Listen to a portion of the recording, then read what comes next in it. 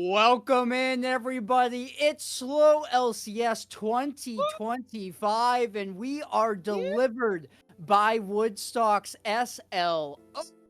We're here and ready for our Sunday slate of action. We had some commotion, we had some craziness yesterday. Talk about that Baron clip. I'm sure everybody saw at this point. Oh. Gusto, you're in the booth along with me, and we have a Uh-huh. very fantastic game on the docket here. Team 1 and Team 2, we don't have team names quite yet, but it should be a fun series nonetheless. Oh yes, it's going to be a great time. First game out with that Baron clip is going to be an omen for what's to come. Mostly for talk of objectives. We need to see if those teams are going to be focusing more on that today, or if we're going to be seeing some potential slip-ups here and there. I was excited for how games went last time, and I'm excited to see what Team 1 and Team 2 are going to be bringing to the table today. What they're going to deliver. Again, sponsored by Woodstock Slow. I see you. I'm on the same page. I like it. There'll be look out for a ton of pizza puns Yeah. throughout the course of the stream. I'm sure it's gonna happen. Thank you, Oh, Woodstocks, of course. for the love and support. And these two teams, we have a repeat, I believe. Team 1, am I correct, are on stream back to back here? They were on stream yesterday, and they have what might be one of the most infamous clips now at this point in slow LCS history. Oh. Two players concerned to die to Baron. I don't know if it was communicated by Shishnik that they would be ulting for more health to It, kill it. uh, Um, don't forget the Renekton died. Even though their True, Renekton yes. was staying the whole time, had popped his ult and everything. The Leona and the Ashe were just not having having a good time. I believe it was matchup Ligma and the top laner of Team 1. It was just not having an easy time for them, and it just didn't lead to anything positive. It led to the kiss of death for their Yeah. team, with team 4 coming in to finish them off in the end. But hopefully they'll make up for their objective mistakes and learn to commit to the bit, as I love to say. Yeah, they're on their quest for redemption. This match on stream will be their proverbial redemption arc that we will get to see in real time. Or, it could always play down the opposite way. Maybe there's another mishap of even equal or worse proportions that has us all staring and looking at the screen like, what did we just witness? I believe we will be going to draft at some point soon with these teams getting situated, and we'll get to look at what's to come. But these two teams, it's Team 1 and Team 2. I'll quickly run through the rosters and hand it back over to you, Gusto.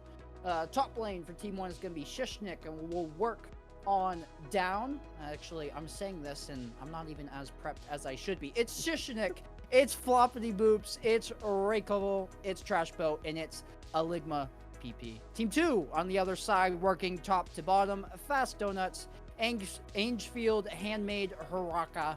Haraka. It's Haraka. Thank you for that. No worries, no worries. I've had time with Haraka. No Thank you. worries, no doubt about that. And finally, rounding out the roster will be Teggy Weggy. I apologize for my butchering, but hey, can you put me past my skin complexion? I'm sorry, that's probably not a joke necessary for this early in the stream, but thoughts on those 10 members, Gusto, and what they're bringing out here today? I'm certainly excited to see some beloved fan favorites, as well as players that I have played with and against. Shishinik, Ray Koval, and Ligma PP, as well as Haraka and Teggy Weggy. I have seen you.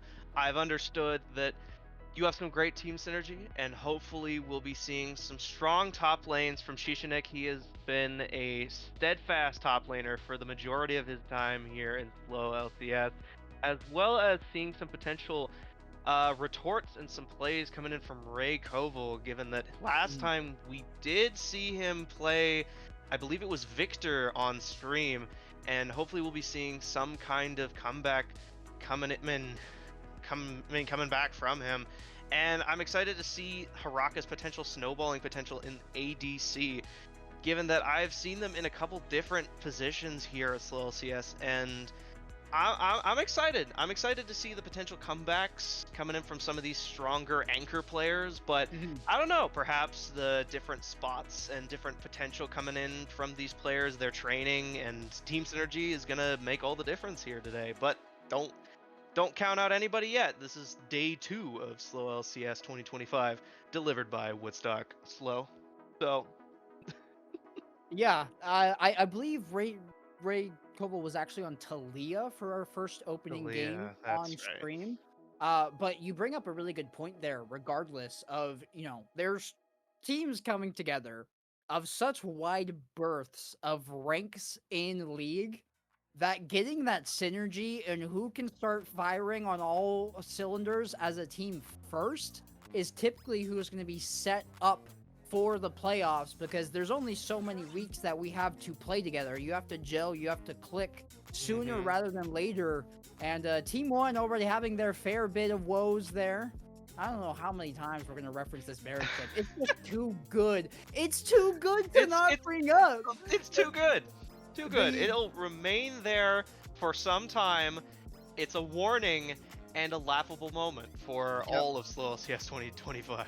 But that goes to show you the disparity in these teams. The two lowest ranked members on the side of Team One, they kept backing out from that Baron fight, and yet their highest rank, the one who's going to be calling the shots, was still there, whacking on it. Shishnik wanting to get that Baron, in that indecisiveness from the two people who are still learning the bigger concepts of the game, came back to bite them in what ended up as their first loss of the season, first loss of any game in the season, as they were the first game played on stream for the 2025 season, delivered by Woodstock Slow.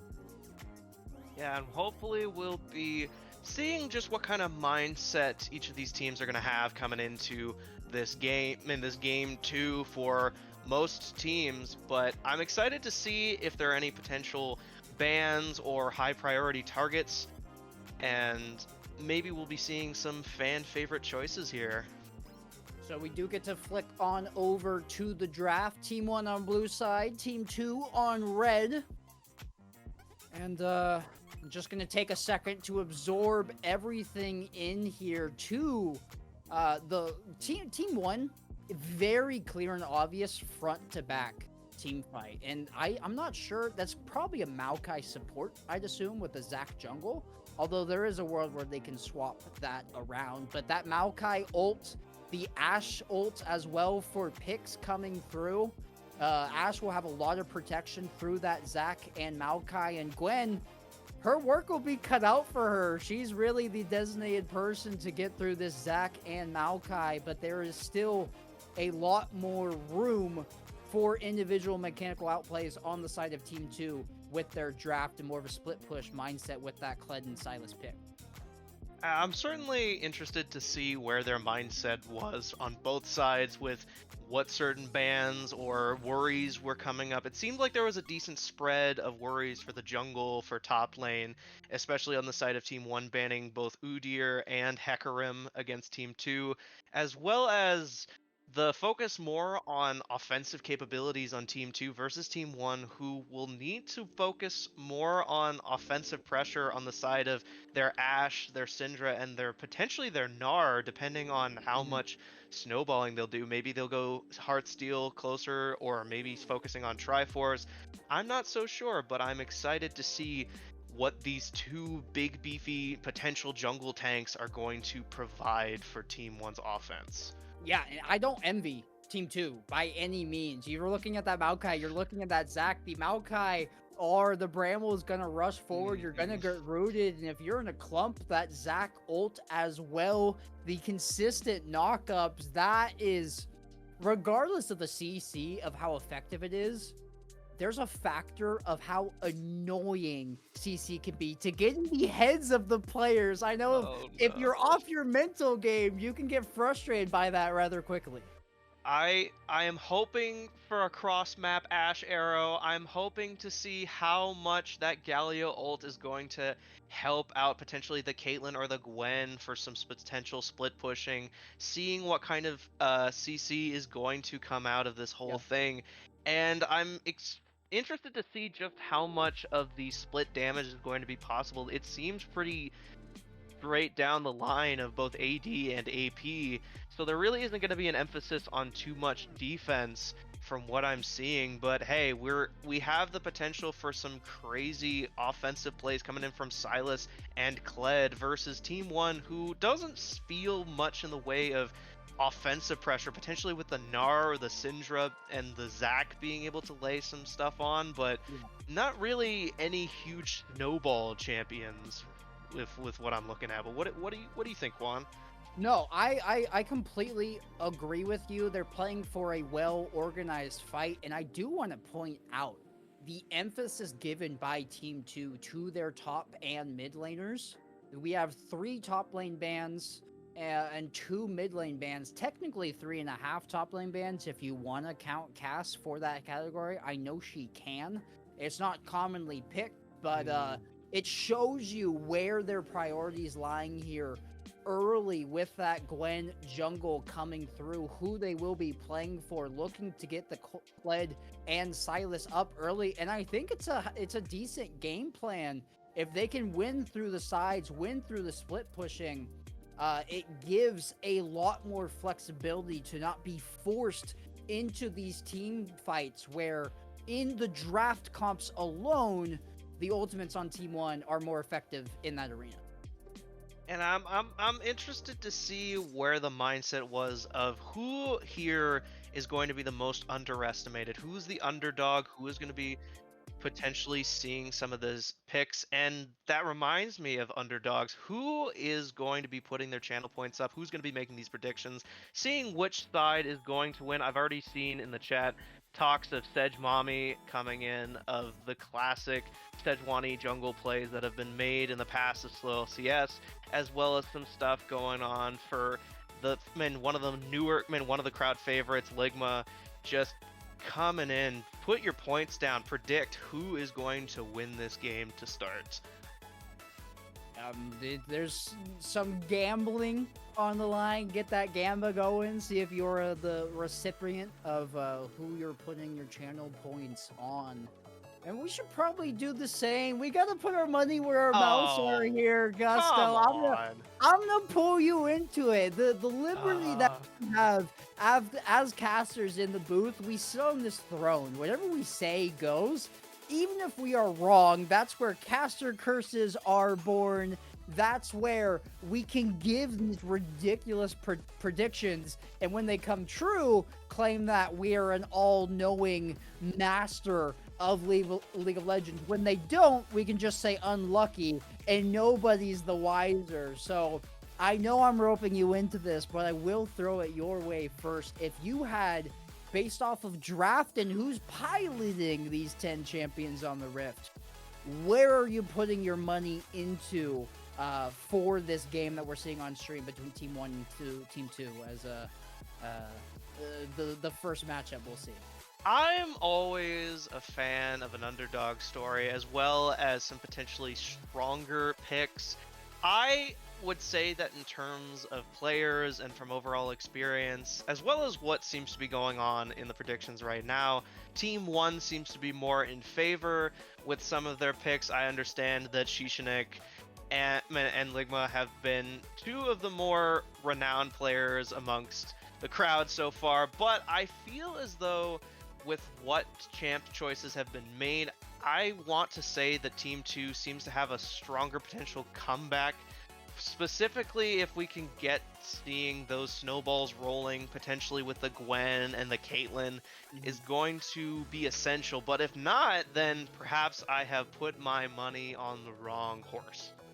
Hey, look, 99% of gamblers stop before they win big. So don't you dare stop here, Gusto. Even if you aren't on the winning side of this channel points victory.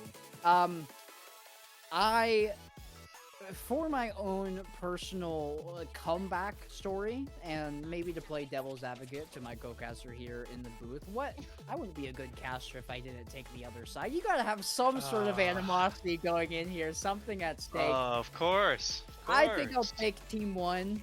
And my reasoning is this. They got embarrassed and put into the SLOLCS history book with that Baron clip that directly resulted in their loss. They're looking for redemption here. They want a comeback. They want to prove it was a fluke in that they've gone to the drawing board. They've come up with game plans, and we will get underway here in game. A cheeky invade. I don't think they're spotted, actually, is Team 2. They'll make it all the way over to the blue buff without anybody being on vision. But we are seeing some potential pings. I believe it is Ray, Koval, and Shishinek who should be very worried here. Obviously, we're seeing that Floppity is staying on the red side of their jungle.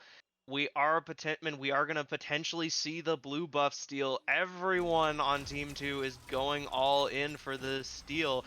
I am just very interested to see what kind of information they are fully grasping on this. Obviously, with it being Zach, you want to focus more on that tankiness and that survivability, and it's going to help a lot for the side of Team 1, but they're not seemingly stealing it, or at the very least, they're staying quite on their toes to avoid any unnecessary punishes right now.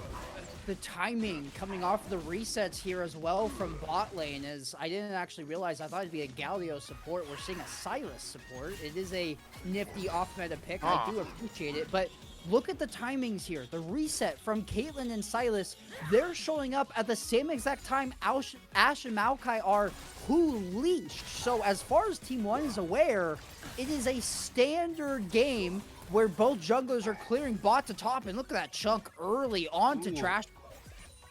Trashboat is going to have a devastating time. Not to mention, Teggy has seemingly chosen Silas into two champions who have such devastating CC ults, getting the long-range Ashe arrows combined with the point-blank arrows or just point-blank Maokai ults, going in for the dashes and then just popping ult right inside of the targets. Just being able to guarantee those roots is going to be very important, but we could potentially see just Teggy forcing Yoki to punch in with some of those Q shots.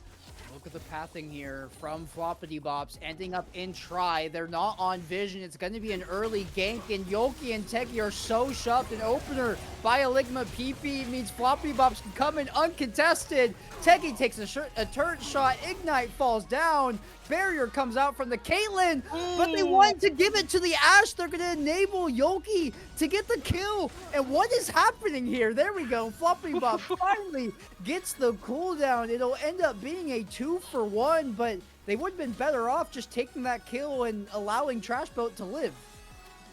We were hoping to see a potential greater devastation. We did see both of them fall on the side of Teggy and Yoki. I was very concerned when it came to these choices, but it seemed like the early Floppity pick is going to be very important for them. Hopefully seeing these roaming champions is going to be very devastating. And I'm especially concerned for the side of Team 2 because it seems like there's already some devastation coming in from Ray and Floppity on mid lane and bot lane, while top Shishinek is pressuring Fast Donuts into just forcing him back. Floppity Bob's caught out here. They are kind of lost. They don't have anything to do with their entire blue side gone. That would be the Zac passive proc. They're getting help from a roam from Aligma PP, but Aligma PP may have just walked into their own death. They will seemingly get out, but the Zac, Floppity Bob's losing their life, and that's all off of that early invade. Gwen taking the blue, Zac going for that early gank bot lane, and as a result, didn't really have anything to do. Tried to force a scuttle to salvage some sort of resources, but Team 2, they were ready for it. We're seeing some good early farming. It certainly seems like there's a big disparage from Angfield and Floppity when it comes to ganks, as well as getting enough farm. Hopefully we'll be seeing some more turnaround when it comes to that CS difference. We are seeing the double roots, the CC potential coming in from both of these supports. Yoki just having that devastating range that Caitlyn is known for, having the longest range of any character when it comes to their basic attacks. It's just so essential for this matchup to work. But Teggy Weggy coming in and getting the full combo off with the Electrocute, finishing them off, while Floppity coming in for the mid lane, getting Handmaiden down with a CC from Ray Koval's Spears of Death. Oh my goodness. double kills, one on each side. Yeah, Team 1 able to salvage that a little bit. The sequence we're seeing out of Team 1 bot lane is a little bit interesting. Trash Belt stepping in front of a Ligma PP, not once, but twice. The Maokai playing behind their ADC. They need to get on the same page about that so that Maokai can at least peel, or that Trash Boat isn't getting hit by every single Silas chain that gets thrown their way. The Gwen gonna be able to grab that dragon in the corner of Team 2 and look for an invade as well. I think they're spot on vision. There's a ping that came out on Raptors, but Zach seems like they're happy to let that go. They're gonna go check Team 2's Raptors of their own and look to trade for grubs potentially. But Zach, did they get spotted out by Handmade there on the Galio? I don't think so. Handmade did not give any sort of character adjustment. So Zach trading his Raptors for the oppositions and might get collapsed on here soon if they decide to get greedier and go for more. We are seeing some potential pings and differing from grubs. Obviously, Fast Donuts does not want to see Floppity just going in uncontested. Obviously, having Shishinik and Handmaiden in the back lines could potentially help devastate when it comes to those ults, as well as having those grubs is going to be really important, especially for bot lane for both sides, since none of them have their ults yet. We are seeing the early level 6 from top and mid on both sides, with Fast Donuts coming in and just managing to flash out, dodging with those dashes and missing. I think the flash was worth it on the side of Team 1 though. Yeah, I don't know if Kled needs to flash there, to be honest. They dodged the initial CC of Zach. They may lose some health in a trade, but I don't think there's any sort of kill pressure there.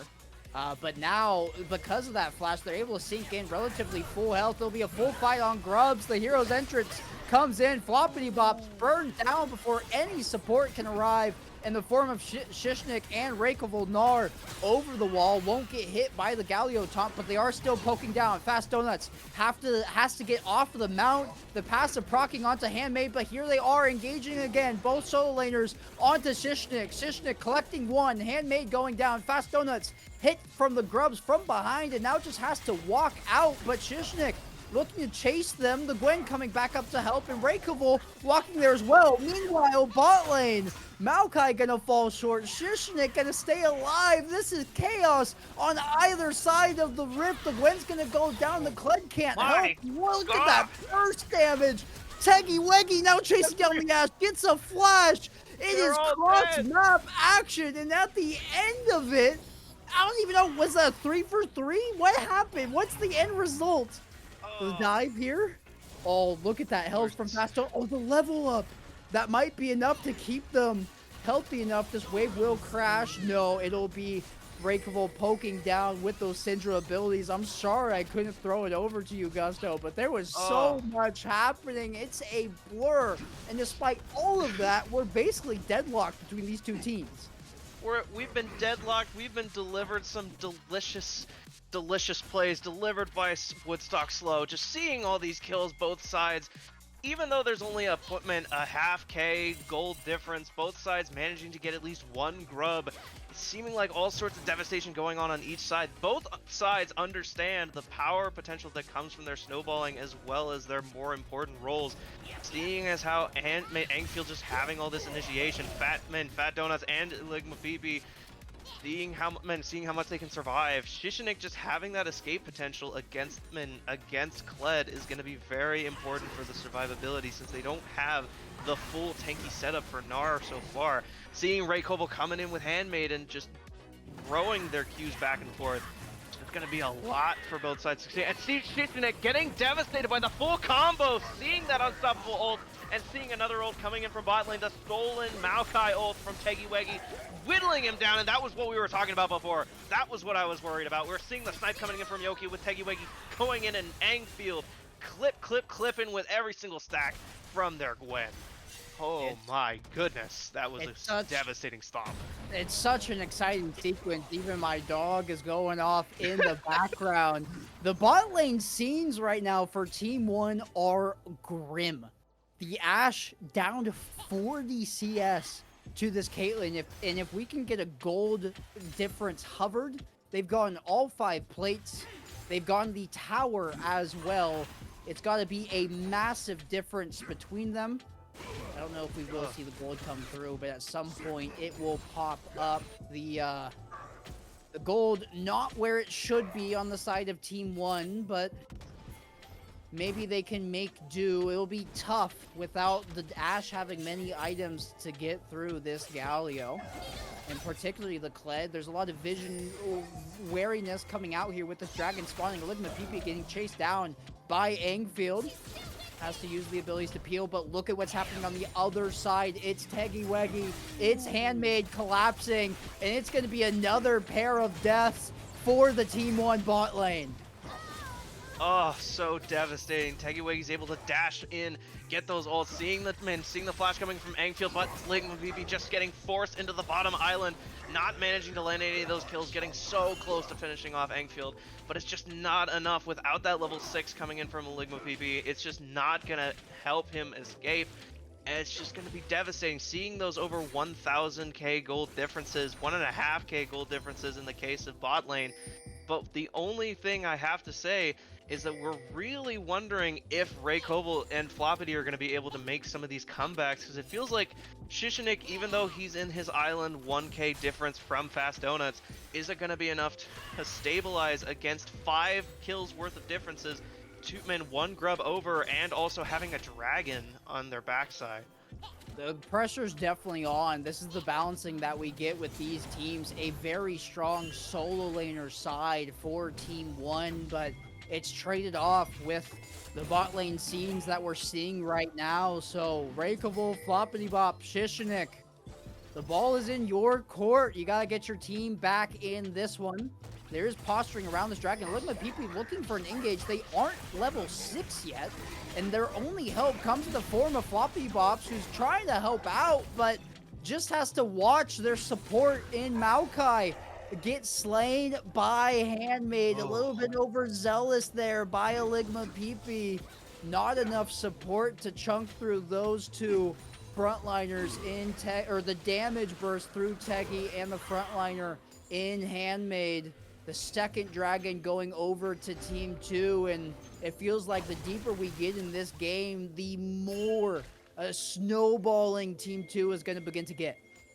And it's also unhelped by the fact that not only are they gonna get the chance to get tier 2 boots, seeing a second dragon and a potential mountain soul, but it may not even get to that. But we are seeing a team fight. Engfield getting smacked by Ray Koval, getting finished off by Shishinik, seeing all those orbs with the ult coming in from Syndra, just her point and click devastation coming in from her ult. Teggy Weggy getting slowed by Shishinik's Mega Rock, getting sniped and hit from Yoki. Just those chunks are going to be important, with Fast Donuts needing to go back to it and missing the ult from Shishinik. You hate to see that happen, but it's not like Nara can't just charge it back up. It's gonna be a devastating time for Team 1, especially when they're not able to single out targets like Fast Donuts. It's just a tough time, you see.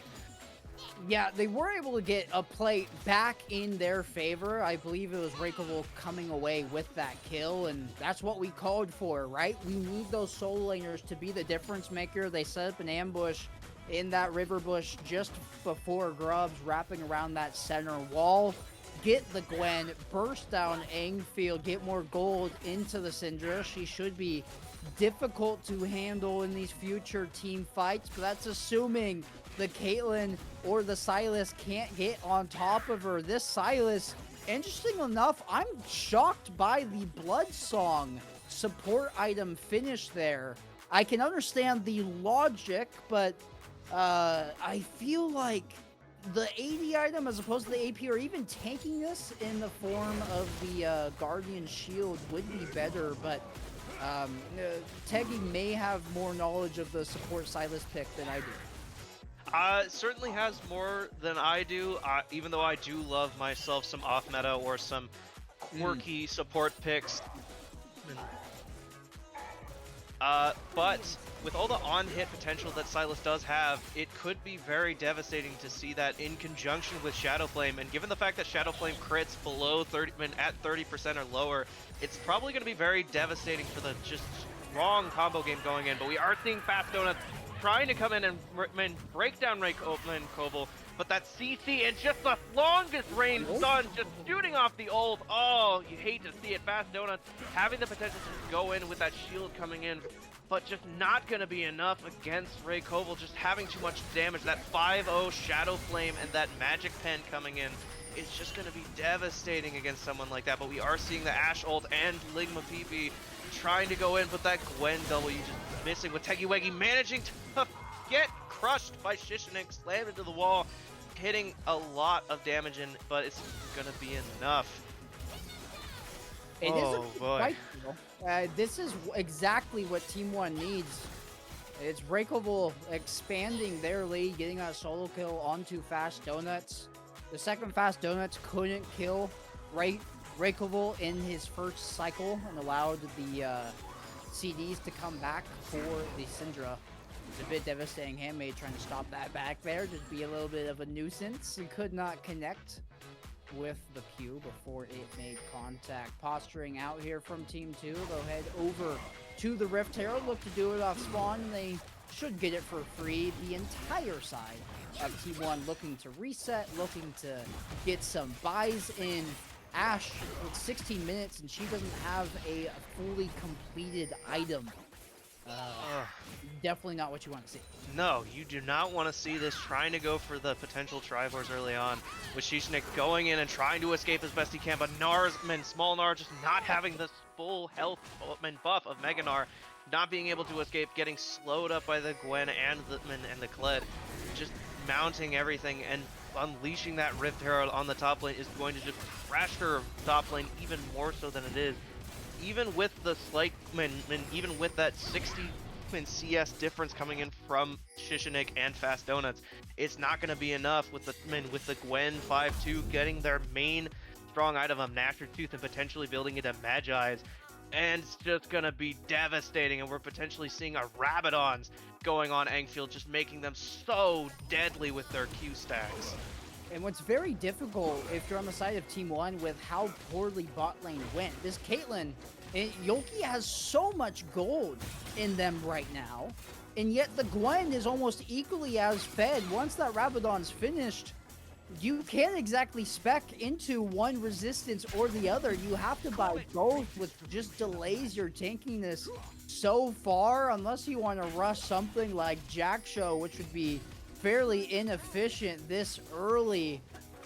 Not ideal scenes. A fight's gonna come out. This is a crucial Dragon, setting Team 2 up for the soul point, or Team 1 buys them some more time to scale and get some more gold in their champions. It'll be, here's the ult coming out from Ligma PP. It's gonna catch the Galio, catch the Silas on the top end, but there's no follow-up. The Silas gonna answer with the Maokai ult of their own. It completely halts the offensive, and now here comes Fast Donuts on his steed, and it is one domino after another. They get for Shishinik, trying to not make it 5 steps back into the taunt from Handmade. I will believe they will get out, but it's 4 unanswered, and the Dragon secured for Team 2. These objective plays, what we were talking about before, these objective plays are going to be very devastating against Team 1. They haven't been able to land much of anything beyond the 4 Grutman Voidlings, but we are seeing Shishinik trying to finish off Fast Donuts and managing to get it off with that ult, hitting them with the rock and the reset easy from the Q since they were able to pick it up. Teggy and Yoki just whittling down Ligma PP. Not having really any defenses to go against Yoki. Like you said, you can't split up those defenses very easily against Yoki and Teggy. It's just going to be so much devastation from both AP and AD. The crit damage, the powerful Magic Pen. It's just devastation across the board on both sides. Somebody on Team 1, we might want to have a conversation about Ligma PP having Winter's Approach first and not having a fully stacked tier. Slightly concerning. Yes, very much. Not the most concerning, but you don't get the effects of Fimbulwinter with the unfinished tier. Might want to delay that purchase, get some other takiness in you, but at least it is a finished item, and for a champion in a Ligma PP that is level 7 to Teggy level 10 on his counterpart, it You gotta, I guess, be efficient with your gold because it's gonna come sparingly now that that support quest is finished. Hard posturing here from Team 2. They already have all 5 members all around Otacon. Shishnik recognizes this, just gonna use the TP and look to make some sort of cross-map play. They gotta get gold somehow, and Shishnik hoping to knock down the towers. They're just gonna give the Otacon over. The devastation coming in, seeing Teggy Weggy and Ligma PB trying to deal with the vision, but with Mentegi just having the greater initiative, being able to go in and potentially just devastate Trash Boat or Ligma PP, just getting the Ash ult and just getting withdrawn, immediately getting devastated by the Ash and the Maokai, managing to break it down. It's so interesting to see those 1v1 moments. Angfield getting singled out, Floppity and Ligma just managing to corner them entirely with Raykoval coming in and just managing to land those strong AP hits. This seems to be the field that they need to go down. They need to allow for the strong AP potential coming in from Raykoval, as well as those 1v3 moments where they can just single out targets and just crush them. This is what we need to see from Team 1 right now. Yeah, the staggering from team number 2, I understand you all get GA courtesy of the voracious Adacon that came through, but that is a decent chunk of gold handed over to Team 1 for relatively free. You didn't get a whole lot. You got a couple flashes and some ults, but they still get a gold payment out of it. In exchange, they, I think, exclusively got the tier 3 mid. I don't think there's any other objective grabbed on the map, so a little bit of a boon given over to Team 1. They need those at this given stage of the game. They'll take everything they can get, though, as resets will come through. They've gotten rid of the Otacon buff, and they'll live to fight another day. As Shishinik points out in his own chat, they all have lost their revives. Means that they I would argue they kind of threw them away only for the mid tower, but they could potentially pressure it down given that they only have one more tier 2 tower to deal with, and leaving in the other 2 tier 3s could be important. But considering that they still have time before they can reach Mountain Soul is gonna be important. But Floppity just getting cornered out by Handmaid and Angfield, while Yoki coming in, but he's managed to slingshot himself away, but he's still looking to potentially do something. But I don't think it's quite smart on the part of Floppity, because just Angfield's total AP damage is just so devastating. And the only thing that he has is Cowls to potentially resist that AP, since he built Sunfire first. Yeah, it's not a great spot to be in, and neither is this from a Ligma PP. They're going to get caught out. Silas will walk away, Teggy carrying the Maokai ultimate, and it's a lot of resources handed over for free just due to a lack of vision. They're still playing as if they have the mid towers here to protect their jungle, as if priority hasn't been given over to Team 2, but we saw Floppity Bop's greed for the scuttle, couldn't get it, had to burn their flash. Ligma PP trying to sink in for some sort of vision and just caught out. You gotta walk with your team at these stages of the game. Look at the sheer amount of wards that are down in this red side jungle on the side of Team 2. Maybe they get a pick here. This is huge. It does force the ult out. The soul will be handed over. Nobody able to regroup on the side of Team 1 in time. And this is a fight that could be the end of the game here. Oh. Angfield going in I completely blanking on the champion name. That's how excited I am about this fight. Raykoval able to snipe one down, but Angfield now towing line for this team. Yoki free firing in the background. Angfield will go down. Raykoval staying alive. They're actually turning this fight. Fast Donuts trying to do what they can onto Shishnik. A couple flashes out, but Yoki has been untouched. Shishnik gonna go down to the snipe. It's only Raykoval and a Ligma PP left to keep the base alive. They do survive. They won't lose their base, but not a good spot to be in regardless, losing the Mountain Soul. Oh, such a devastating pick. even if they were able to capitalize off of Handmaid's death, it just wasn't really enough. They didn't have a lot of the strong plays. We saw that, man, we saw that Tegi has the Maokai ult. They were able to slow them down. There really wasn't a lot of angles that they could have got into without Flobbity who wasn't in the greatest position themselves. With so much wards, so many vision spots that they couldn't handle, it was just going to be total devastation on the part of Team 1. And it's just gonna appear to be a potential blowout in terms of objectives coming in from Team 2. That Mountain Soul gonna make them even sturdier, especially Yoki, whose survivability perils on. But we are seeing the double stun coming in from Ray Koval, going in with the Q. Tegiwegi trying to focus on Ray Koval, dodging the Ash Q, managing to finish them off. Flobbity Bob just trying to escape. Not trying to lead into any potential deaths, with Ligma PP managing to get more. Only with Tegiwegi, with Angfield coming in, trying to get that A-piece damage, missing their ult, and managing to barely survive, especially Ligma PP getting chunked by that Ashman, by that Caitlyn Q. It's so devastating to see this, but no one on Team 2 dies, so it is not looking good for Team 1.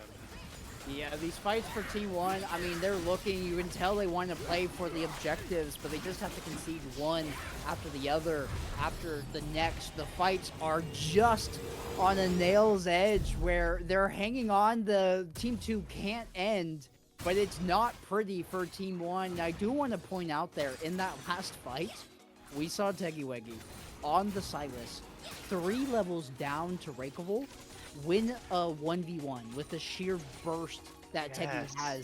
As the support, having that much damage and that much gold in you just goes to show the routing that Team 2's bot lane gave over to Team 1. Trash Boat and a Ligma PP, worse for wear in this game. Ash, only a Kraken and Berserker's Greaves to their name. It's not ideal by any sense of the word. And as they're chasing down Engfield top lane, midfield's getting collapsed upon. We're seeing just all sorts of devastation. Just looking at that CS difference right now, it's 27 minutes in. We're seeing such big gaps from top and bot lane, but even with Fast Donuts having almost 125 in CS difference, as well as the 100 difference for Trash Boat, it's just devastating to see how they've been managing to hold up and how they've managed to use themselves effectively in team fights, because that's what matters now. It's all about the team fight. You can potentially single out if you're Team 1, but it's just not going to be enough, especially with Angfield coming in, managing to whittle down Ray Koval, the big threat, with Shishinik managing to land 2 against the wall, but it's not going to be enough, with Yoki just coming in and sniping him out of nowhere, getting slowed with a double hit from Ligma PP, managing to finally whittle down and burn Angfield, with Floppity just also getting taunted and crushed. Ligma PP just trying their best to lower the towers, and that is an 8 coming in, and that is going to finish off this game, with Team 2 whittling down every last chunk of damage Team 1 had to offer, delivered by Woodstock Slow. Oh my goodness. Yeah, that is one that is tasty and delicious. That pie was a treat that we just got in that game number 1 here on stream. Team 2 looked dominating. They controlled it from start to finish. Their bot lane got them off on the right foot. They were able to snowball that into more gold for their team. They didn't give up any objective outside of a couple of grubs over to the other side, and the objectives alone, discounting the kills, would have been enough. When you get 4 straight dragons in a soul sweep, you collect the Baron. It's a recipe for success. Team 2 showing everybody how it's done here in our first game for today's Sunday slate. Such a devastating start. I believe in their underdog appeal, I saw that they're some of their stronger picks. Certainly solid choices, managing to edge out every single dragon. Getting those 2 Void Grubs early on may have screamed that they weren't on the strongest end of things, but their team synergy just works so well, even with those CS differences coming in from top lane and mid lane.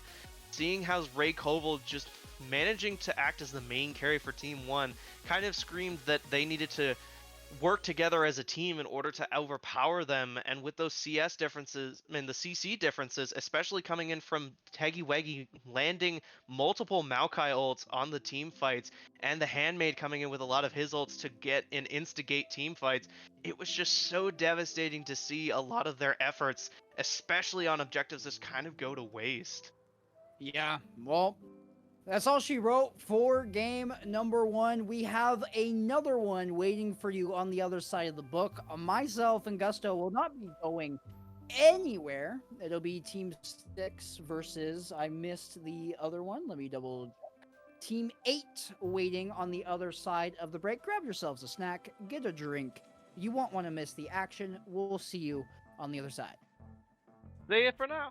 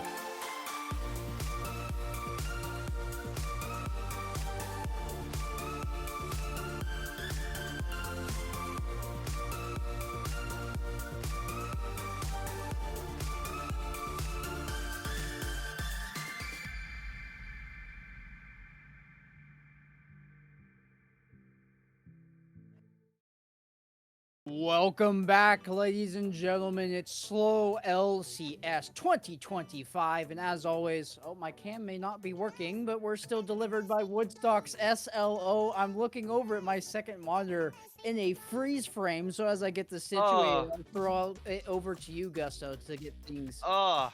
I'm good to go. I'm he here. was quiet. He was Welcome back. contemplating. He was contemplating Woodstock slow, just looking at me, just being like, "Well, aren't you gonna say something?" And I'm like, "Yeah, I'll say something. Stop looking at me." But yes, we're coming in for game 2, Team 6 versus Team 8. They have not shown up on stream yet, so I'm excited to see what type of dynamics we are going up against. Team 6, we've got Radiant Pup, Budgie Crass, Gojo, Jubilatory, and Comedic Toast versus Team 8, Winslow, Mysterious, O29, Koken, Pika, and Gyarados. So I'm excited to see some familiar names and some new ones. Certainly interested to see just what these drafts have an offer, as well as who is potentially going to come out on top with objectives. That's going to be the name of the game for me this year. Just objectives.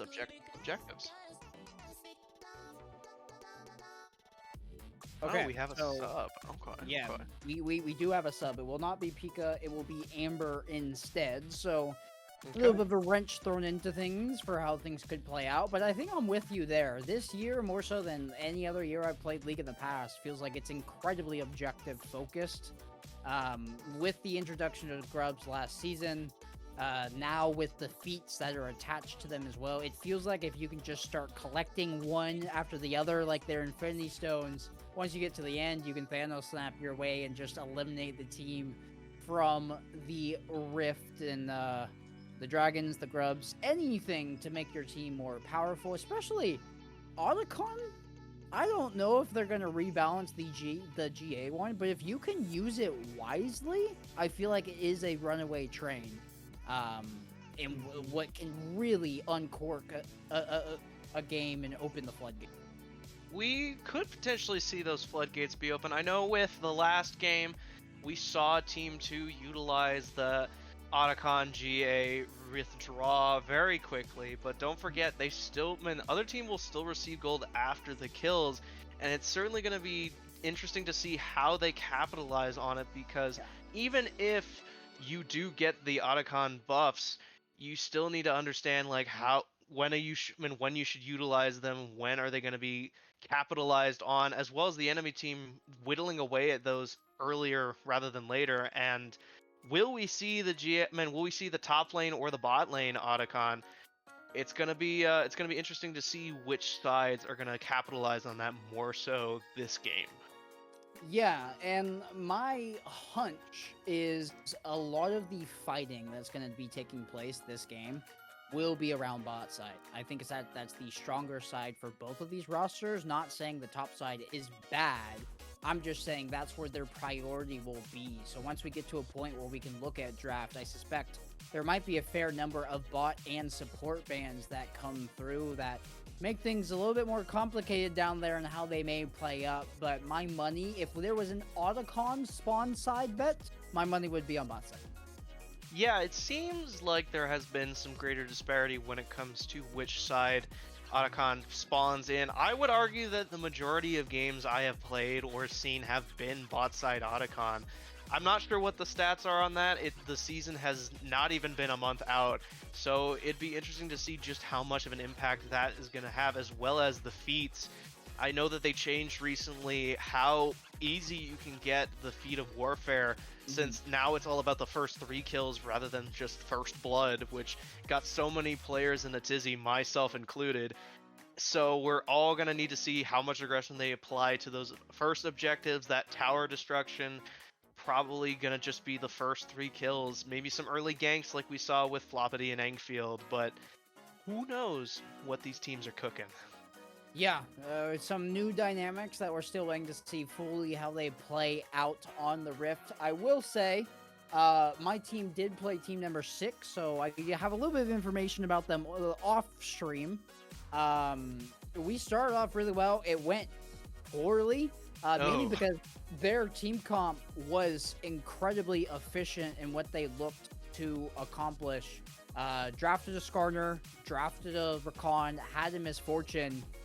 If you layer those ults perfectly, it just you eat all of the damage from the Oh Misfortune, no. and it ended up being disastrous for that. I think it was 30 something odd minute game, and Misfortune just shy of like 100,000 damage. There was no way Oh, in our boy. draft to interrupt her. So maybe they go for something more similar in that concept, or if Team 8 has done their research, maybe there's a Misfortune ban coming out, because it was incredibly difficult to deal with, especially given our team comp. The first time MF ulted, I was like, man, like a Seraphine support would have gone crazy here. You just ult same time Misfortune ult, so you don't have to worry about any of that, but that solution was not in our draft. We're hopefully going to be seeing a lot of that. I know that CC has been very important for a lot of teams. See, I've seen a couple of Silases, I've seen the Misfortune. Hopefully we'll be seeing which picks are going to be the most valuable to get rid of. I know that there's at least one or two positions where you're going to need to emphasize banning out certain characters, but that just leaves gaps in others, and maybe we'll see the Misfortune come back up. Maybe we'll be seeing a bunch of multi-CC ults come back. I know Skarner ult may not be able to get like a full team, but just 3 characters going in one, getting off that Misfortune ult is going to be devastating. And maybe we'll be seeing some more balanced disparity when it comes to the ADC fights, because with last time we saw Yoki just going onto the backswing of Teggy just crushing the enemy team. And I'm excited to see what Gyarados and Amber are going to have going up against Team 6 here. And it's going to be a solid time seeing who, I should say, is going to lead us with each team. Yeah, you have these star-studded players on each roster. That is typically the way things are balanced around some higher-ranked players. There are a couple of teams that are like nothing but Plat and Emerald players, because that seems to be where things level out in terms of the slow LCS, and it'll be interesting to see. I'm sure there's some deep statistics we could pull if somebody wants to dig into that enough of like, we just saw it that this last game with team number 1, Shishnik and Ray Koval, excuse me. Yeah. Thank you. In the You're all top good. and mid lane, they're meant to be the carries, but when you're bot lane, it's, you hope for them to go like slightly worse than even, but when it's kind of rough to look at and your ADC's down 40 CS only several minutes into the game, it creates a very difficult situation for you to carry out of. So something with a grain of salt to consider when we see these star-studded players be taking the Rift, and everybody's vying for that all-star spot at the end of the season as well. There is the Raising Cane's gift basket to play for the Ooh. MVP. Yeah. The Raising Cane's MVP will raise Canes to these MVPs. We're going to be seeing them devastate the Rift here today. And I'm interested to see if we have any early fans out there. We saw some in the chat earlier when it came to Ligma PP as well as Justin. So hopefully we'll be hearing some love coming in from Team 6 and Team 8. I am personally excited to see the battle between Gyarados and Comedic Toast with support. Yeah. Being biased support main here, I do love Same. seeing We got- what type. I'm biased with seeing some potential biased off-meta supports. We saw the Maokai pick, which was a decently solid one, but the Sylas just acting as devastation, and maybe we'll see something right here, right now. Yeah, we have a full support production booth, and hey, I just want to say this: the majority of captains are support players. I don't know what that tells you about them. About the captains or about support players, but I think there's like 11 teams and 4 of them are support players. So heavily weighted in that direction of the 5 roles. We'll look at the draft here. Caitlyn Renata, really good combo, especially into Xayah Rel. I do like the Renata pick a lot for that bot lane, specifically Victor, just overall strong in the meta right now, going against that Karma. That might just be an AFK. You like handshake the lane Mhm. I don't think either one of them will ever have kill pressure onto the other with the CC and the shielding coming through. The X factor for me this game, I think more than anything, are going to be the junglers here, Gusta. Yeah, we are seeing some fairly solid junglers here with Karthus and Kayn, but don't forget about those channel points coming in. We are seeing the predictions as immediately I saw the channel points of a 32k points going over towards Team 8. No bias, throwing it all in here. Nothing wrong with that, but I am seeing these picks. There's certainly a decent emphasis on strong AP with Team 6 with the Victor and the Karthus picks, whilst Camille and the Caitlyn are going to have some strong AD. Meanwhile, Team 8 does have some big swing potential with the Kayn and the Xayah. I am interested to see how Victor and Karma duke it out. With the Kayn and Karthus specifically, it's either going to be a huge swing with the potential flanks coming in from Kayn against the Camille Renata, since they don't have a huge amount of escape potential outside of the Renata grasp and the traps. But the Karthus may just be able to poke and whittle down most of the offense, because other than the Rel, who can build heavily into armor, I'm not so sure if Volibear should be building into huge amount of health, maybe AD or AP. It's a versatile matchup here. Yeah, it is a interesting comp, and I think timings of a lot of stuff will be a big factor. You have the Renata ult, but you have the Kayn, the Volley, the Xayah Rs that can all avoid that mess, and I'm already imagining the wombo combo that comes out of a Rel ult mixed with a Volley stomping down on top of them, the Xayah feathers collapsing through them. There's a lot of fun angles to look at here. If Karthus can get through lane phase without being bullied out of their jungle one too many times, I think it will be good tidings for the side of Team 6.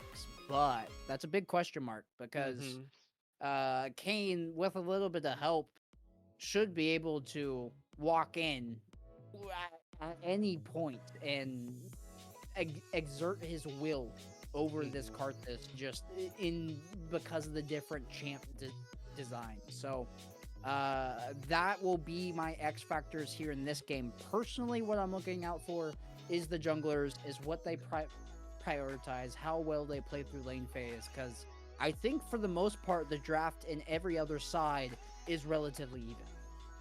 It does feel even. I'm certainly interested to see how much tankiness is going to be built on the side of Team 6. They are pretty squishy when it comes to survivability. You have those you have Victor and Caitlyn potentially acting as these big strongholds for damage, but the real only devastation when it comes to defense is probably going to be Camille, with some potential tankiness at the top lane, but I'm not 100% sure. We don't really see any of these champions outside of Camille building into more HP, tanky, bruiser builds.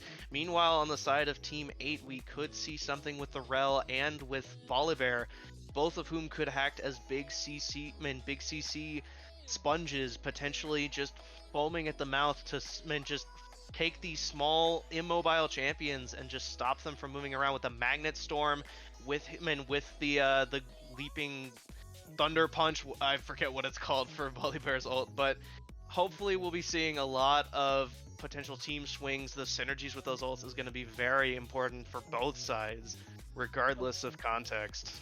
Leaping Thunder Punch might as well be the new name. Leaping. That's essentially what it is. It's Volley vaulting at you, slamming his fist on the ground. Rel is relatively difficult to deal in this team comp. She's incredibly sticky with the amount of CC that she has with the crash down, with her Lance stun coming out. And the only real form of peel that they have is going to be a Camille slow, the Victor bubble, and any Renata hook. Both teams sprinting towards the top side. We might have some early commotion here as all five clustered up. They're predicting the invade. Oh, this is a disaster. Oh my goodness. Seeing the 5-man CC coming in from Gyarados, it's just not going to be enough. Radiant Pup getting whittled down a little bit. Mysterious going after Comedic Toast. That Renata is just so weak, but he flashes over and manages to land it onto Comedic Toast, but Mysterious is also going to fall, granting some early gold. Those invades, yes, Comedic Toast, we hear you. It is the early strength of Kayn is going to only get more and more devastating. I think, as not a Kayn player, are we expecting blue or red for this game? Oh, that's a good question. My hunch is blue. Assuming Victor doesn't go the weird tank Victor build, they really have nobody who can be like a sponge for Kayn to bounce off of, and there's a lot of targets, specifically Karthus, Caitlyn, and Renata. Kayn can swiftly execute with one cycle of those abilities late game. So my hunch would be blue. I do want to comment on the invade real quick.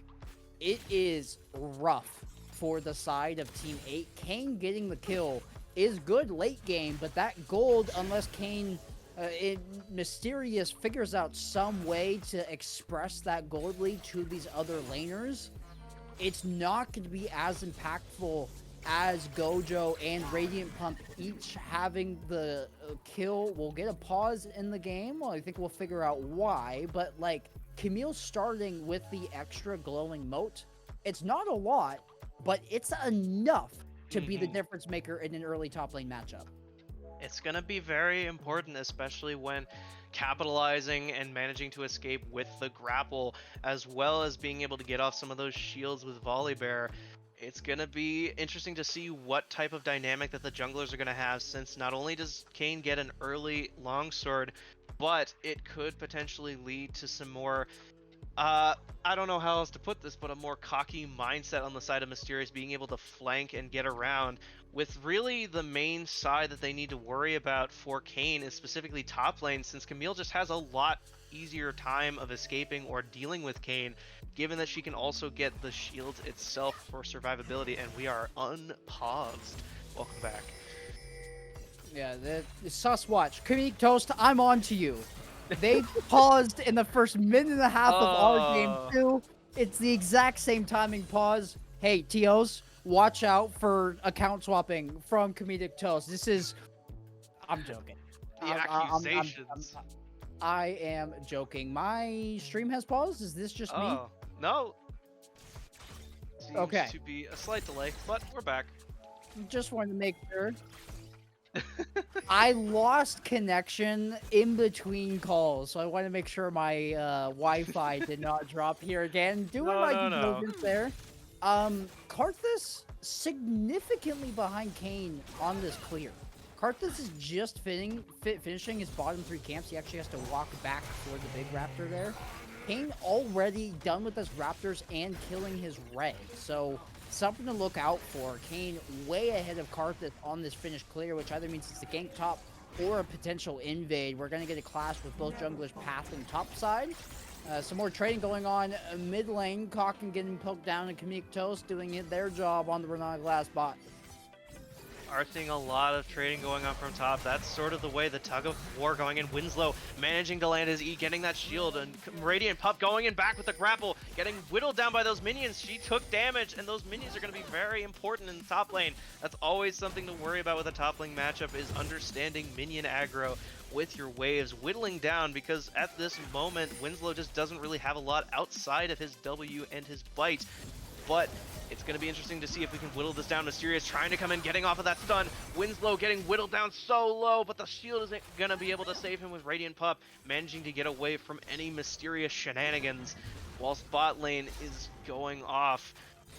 It's gonna be interesting to see where this all goes. So the handshake landing from Comedic Toast, and they'll get a very solid trade onto Amber and Gyarados. It is admittedly a difficult lane to play up until a reset, because Rel is a melee sup into double ranged, and Comedic Toast, they're doing a good job of controlling that furthest bush despite the ward in it. Just means that that bot lane can't step up and has to accept the poke coming their direction. Kayn able to get their reset off, and after some commotion here, there'll still be some more trades. Karthus does get the reset, sprinting back to that bottom scuttle, gonna sneak into the tri-bush. Will they beat the timing to the rail? I think they have the vision. Yeah, they'll be spotted out. So No commotion coming there, but I thought there could have been a chance for an early skirmish between bot lane and each jungler. Kane now actually might sneak in, and Karthus has to double back. The Kane recognizing they're on vision, bot lane immediately scooting back, and after some hesitancy from each jungler, there will not be a gank after all. This back and forth, this tugs of war is very important. Winslow and Radiant just trading back and forth with their men, with their passives, hitting off as much as they can, getting the bite, getting the shield. Winslow getting whittled down just so much. Same with Koggin getting hit by the laser paired with Summon Ari. It's the classic Victor. Even if he's reworked, even if he's looking like he's Arcane self, you just always need to worry about the devastation that that laser can have. And it's just a bunch of pokes. The main tug of war difference right now is in bot lane with Gyarados and Amber just being forced into tower by these two terrifying range champs. Yeah, that's a rune that I want to have access to IRL. I want to be able to summon Winslow. They haven't connected. That E onto Radiant Pup hasn't landed any time, and that'll be a solo bolo top side. Jubilatory gonna connect on Gyarados as well.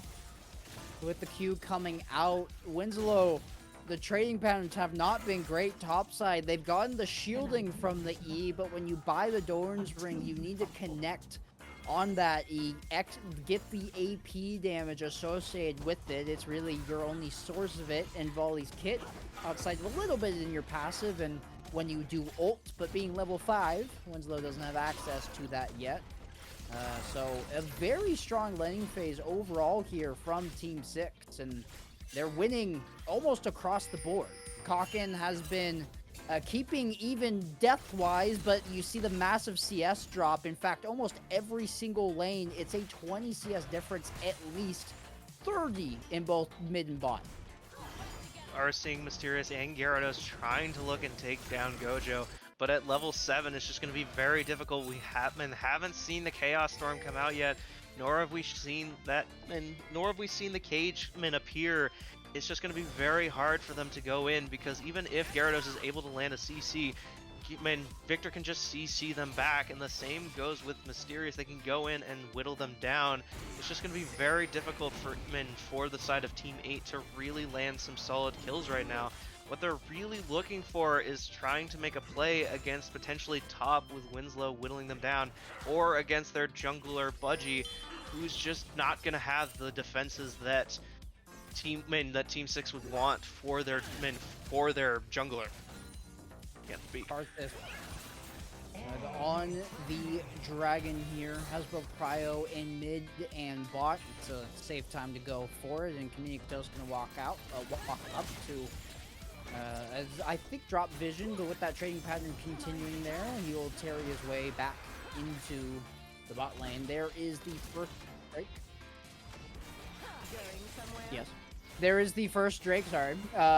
Apologies about that. Their first Drake over to team number 6, and they're in the driving seat of this game. There's no doubt about that. A CS lead in every single solo lane. Radiant Pup working on another solo kill. Volley gets a little bit of shielding. Radiant Pup has to back up. Kane now Mysterious looking for some sort of gank, but it's gonna be the shockwave coming out from Comedic Toast on top of the Karthus. R will get Amber down, and this is a runaway train at this point, Gusto. It is becoming a train. We see the enemy AC 130 above coming in from Budgie Cross. It's those callouts that can be able to be very devastating. Teams have got to be willing to say to Budgie Cross, especially since that ult time at this point is about 2 minutes long. It's going to take forever, and it's just so much devastation going on. We're seeing nearly every single plate be taken on by Jubilatory and Comedic Toes. It's just so much devastation going on. The amount of poke damage, the amount of objectives that they are focusing down. Even if they lost out on the Void Grubs going on to Team 8, it may not matter in the long run if they are able to hold on to Dragons and just keep pushing every single lane into tower, because that seems to be the case for all sides.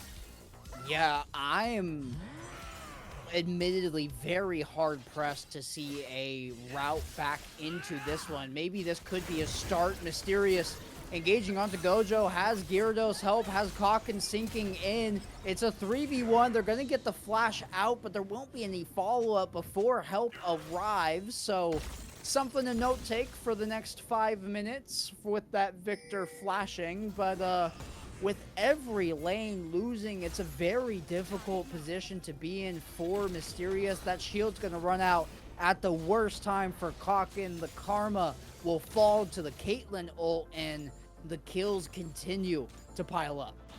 Seeing those early Blackfire and Collector are both signs that we're going to be seeing some major pushes for damage, especially on, and for everyone.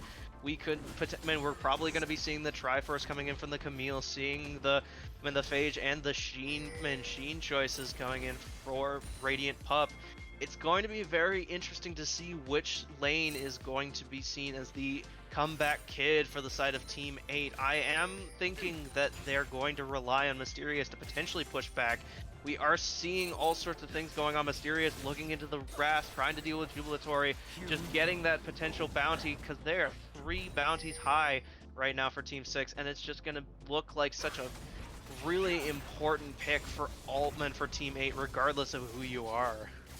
Yeah, I think they have to get picks at this point. Any fight, there's just such a gold advantage generated not just by kills, but by CS advantages, by turrets, as we see Gojo collecting one bot lane. Kakin all inning here. The Victor ult coming out. The stun won't connect, forcing a flash out. Kakin has to wait for the CDs to come back as both mages separate from each other. Meanwhile, top lane, Winslow getting the shield from Z that might keep him alive. Has to ult out from the Karthus Budgiekraz gank alongside Radiant Pup collapsing on him. Mysterious chasing down Gojo, has to flash for it, but they will get the kill. So a little bit of gold back into the pockets of Team 8, and it looks like it will have to be Mysterious that this game is on the shoulders of, getting that form and finding any sort of picks over the course of this game, because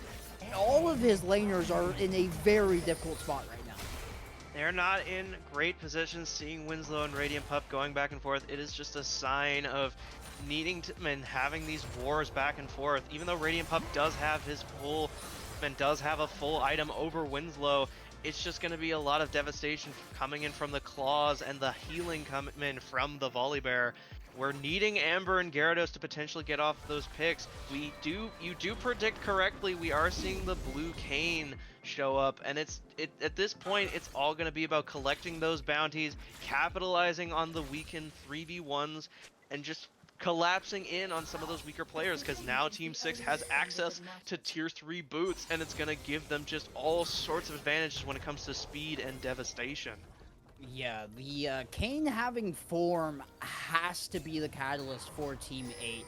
And if Mysterious cannot find picks, if they cannot find plays to execute on, I think it's just a formality at this point that Team 8's going to lose. It will be Winslow falling down to Camille before that E can even connect. Mysterious coming in, hoping to just salvage this play.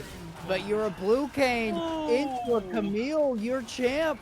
It's not going to be the strength. You see the Kamik Toast Pinks coming down on the Camille.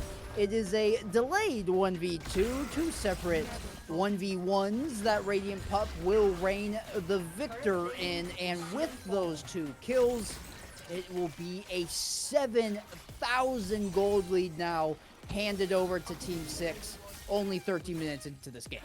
We're looking at these kills and all this gold difference with the CS. We're seeing how much Radiant Pup has been able to push back against Winslow, regardless of how these clips have been going. Seeing Jubilatory having double the CS of Amber is just devastating to the enemy team. Gojo and Kakin just having those huge differences with that Victor laser, leaving them nearly 2 gold difference in mid lane, having nearly a 3k gold difference from the side of Jubilatory is just so devastating, especially when they just can't capitalize on the damage possibilities, and Jubilatory just crushing in on Mysterious. That gold difference, even with the support 1k gold difference, is just so much to look at right now.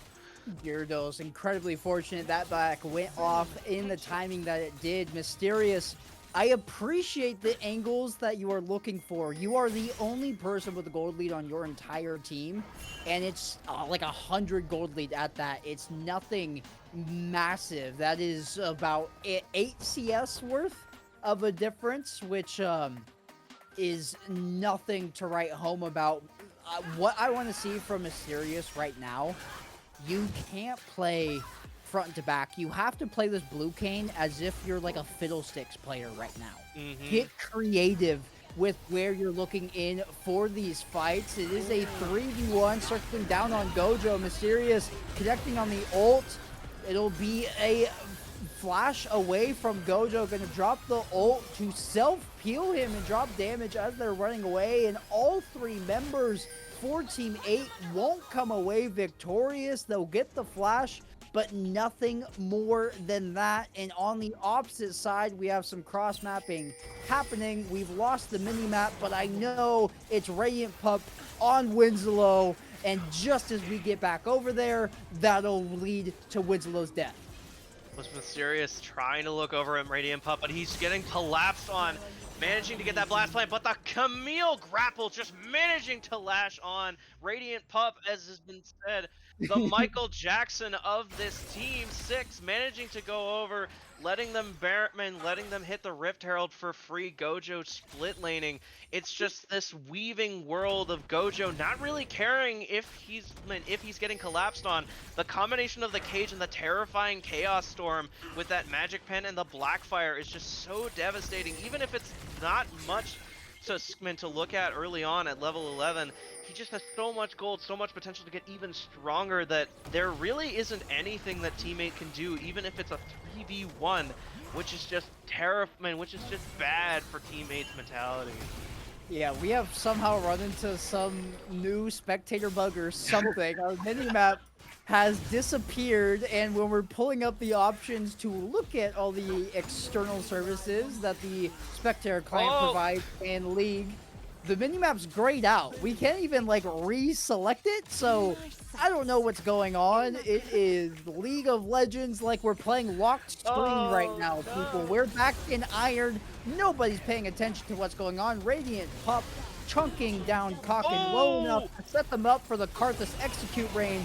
That'll be 2 kills to the squishiest people. It is a collapse, though, that teammate's trying to have on the mid lane. Jubilatory free firing, though, and it's one after the other like flies. The only person alive will be Gyarados' Rel.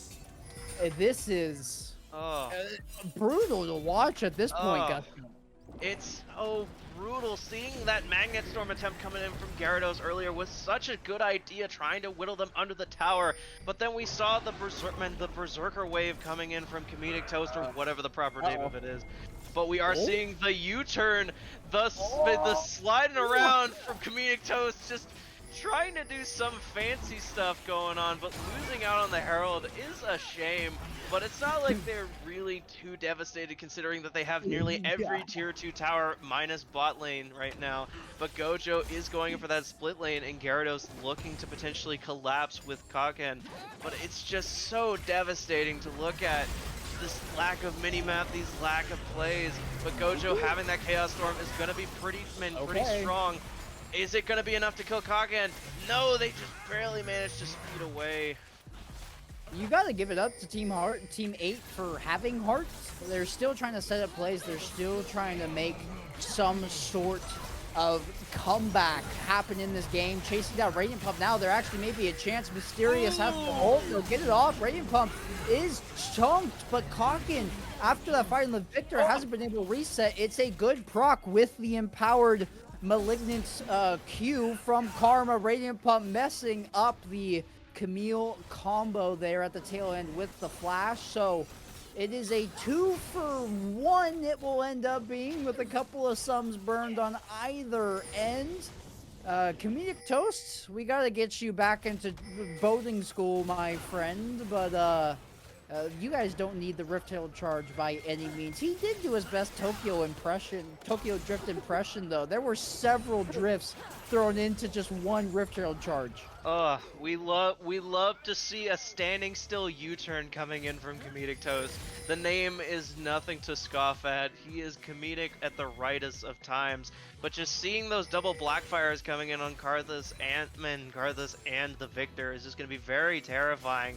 There really isn't a lot that we can see item choice wise that I'm super excited about for Team 8. There is some potential 2v1 situation going on with Gojo, managing to launch the cage, the Chaos storming away for Mysterious. It's that Chaos Storm that just whittles down. Seeing those lack of defenses, but we are seeing the Karthus ult come up, managing to barely shield himself, but it's not going to be enough. The Winslow dying from the laser, as well as Mysterious just getting whittled down. Is Gojo the 1v4 machine this game, managing to survive the output from Gyarados and Amber? Is he speedy enough to avoid this? Gyarados managing to land the second cast of W, landing that Magnet Storm with Radiant Pup coming in to finish off Gyarados to avenge his fallen mid laner, managing to whittle down Gyarados, not really having much in the ways of armor to defend. And it's just going to be so devastating. Kaken trying to poke out with Radiant, but Radiant is hungry. Radiant feels the need to just murder everybody with the unstoppable, killing off Kaken, getting that magic shield to fully survive against the turret, and this is an Otacon top for Team 6 to take for free. And that's simply the state of the game that we are in. That where it requires 4 people at least to find even 1 kill, and oh my gosh, Radiant Pup was gonna die. They'll be handed the GA by their team, slaying Otacon at the last second, and you see Mysterious. They've got to be fuming, pinging the Camille bounty right as Camille gets withdrawn. Radiant Pup, you owe your team a little gift for that one. That would have been a massive gold bounty handed over. It would have been a massive gold bounty, lesser gold, managing to see the first set of tier 2 boots coming in from Radiant Pup. As spoken before, definitely the Michael Jackson of this team, managing to swing in and out, managing to dip, duck, dive, and dodge nearly everything that they can throw at, while Gojo is managing to survive against these 3v1s. And it's just so terrifying to see that, because you think that in a situation like this, with everything that Team 8 has for survivability with CC and everything, that one character, one Victor, wouldn't be enough to take them down. But we're seeing Radiant Pup come in, trying to back off with Mysterious, but the turret is just going to be enough to whittle down Radiant from getting much of anything. Just seeing the massive Magnet Storm getting a 3v1, seeing the areas withdraw, but the massive Berserker Wave is managing to whittle them down. The Storm coming in, it is approaching and just devastating so much, weakening them. And Mysterious gets killed right before he enters his own fountain. Budgie managing to realize the timing of it all and destroying Mysterious right before his chance to survive.